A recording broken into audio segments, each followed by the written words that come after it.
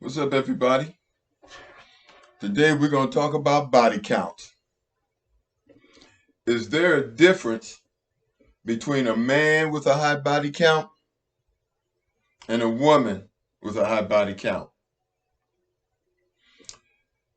According to Kevin Samuels, it's kind of natural for a man to have a high body count. But women control sex, men control relationships. So even if a man has a high body count, he can't compete with a woman with a high body count.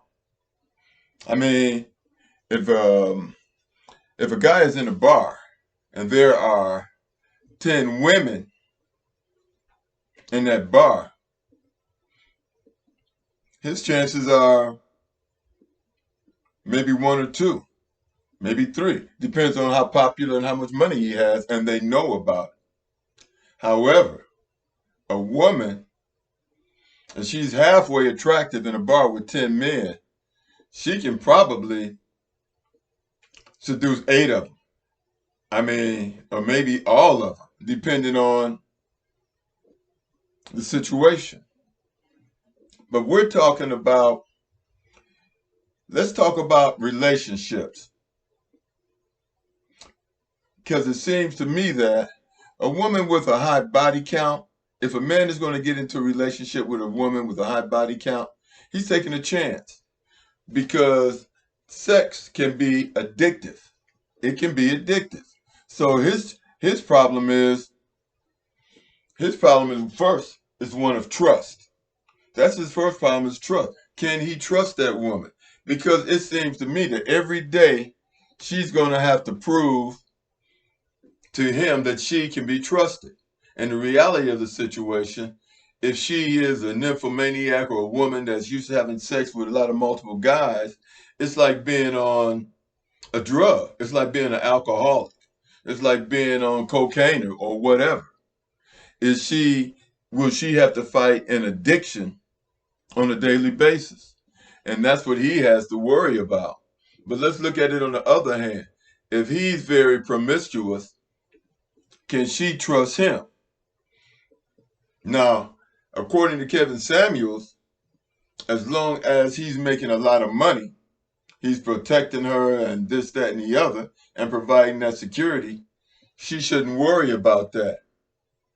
I don't know. I think that that's up to that's going to be up to the individual. That's a tough question. But personally, I think that if a man demands that a woman be faithful to him, then he should be faithful to her. That's just logical to me. And I think, and if she's just, and if she, and he has to realize, if she allows him to be promiscuous, then she's just using him for money. And if that's acceptable to him, then that's acceptable to him. I don't know what type of relationship that would be. However, relationships should be based upon utility. By utility, I mean the roles that each play in rearing a family, of bringing up a family. Because a family takes a husband and a wife and a commitment to the children, the family. I want to jump off base for one quick second. I've heard some men on some of these YouTube things talking about, oh, I put my mother above my wife. That is totally ridiculous. That is totally ridiculous. You do not put your mother over your wife. Your mother is your father's responsibility. Your wife is your responsibility. Do you understand that? Your wife is your family. That's your family. That is who you are supposed to protect and provide for. Now, in your mother's old age, yeah, you want to be there for your mother, but she does not supersede your wife. And your wife should help you with taking care of your parents when they reach a certain age. And you should help your wife, assist your wife, in helping to take care of her mother and father in their later age. And that's the way it's always been. You see, life is supposed to be not, we're not supposed to be happy in Gaga land. Love is a labor. We're supposed to be the labor of love. Love is laborious. It is give and take. It is raising children. It is understanding. And it is respect. But what is utility? Utility is what we bring to the table.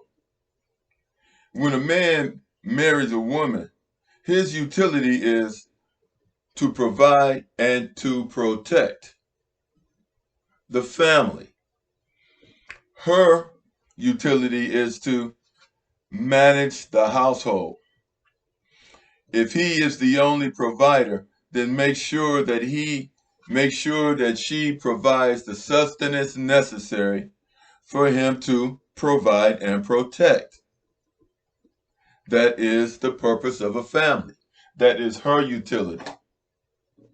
To make sure that he is able to provide and protect, and that the children are properly nurtured.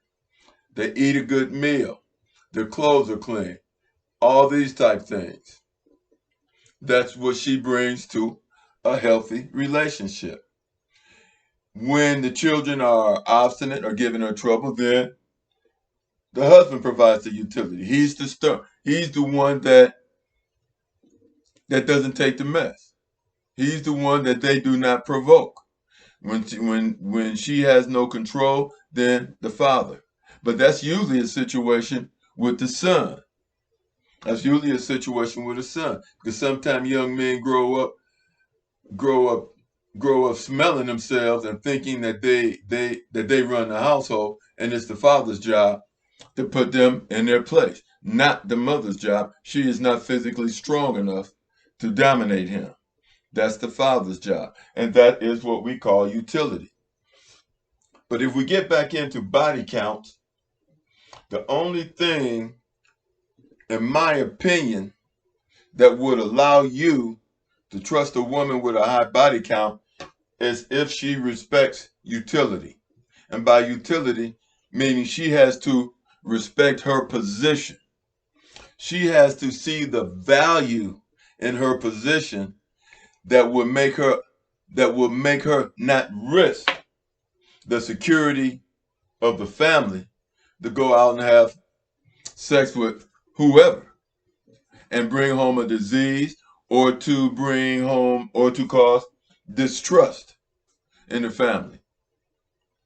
And the guy with a high body count, if you marry a woman and you decide to live with her and you expect her to be submissive and give you respect, then your body count should stop there.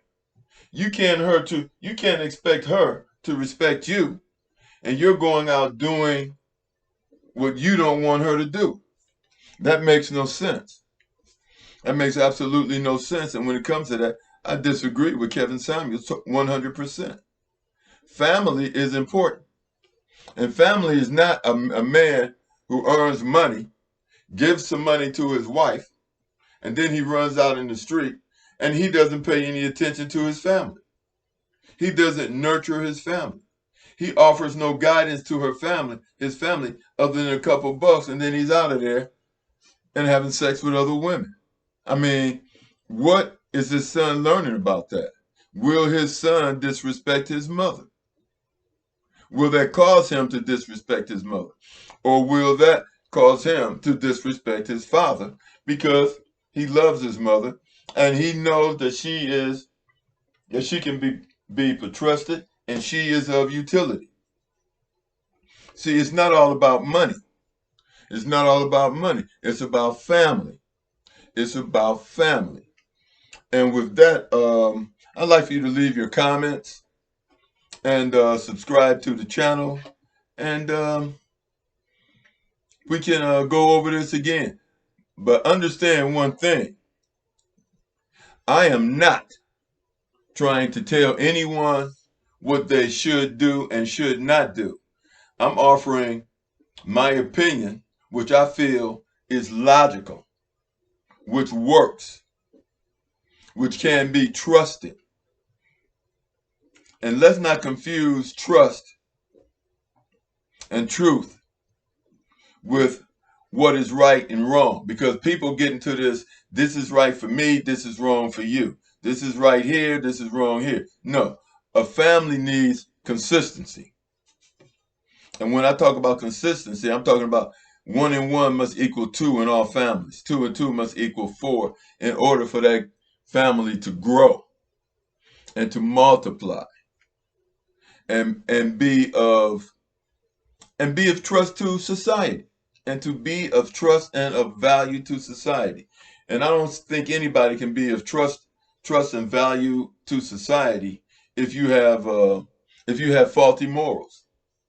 And that's my opinion on it. If you disagree, then let me know in the comments section. Other than that, God bless us all, and talk to you guys later.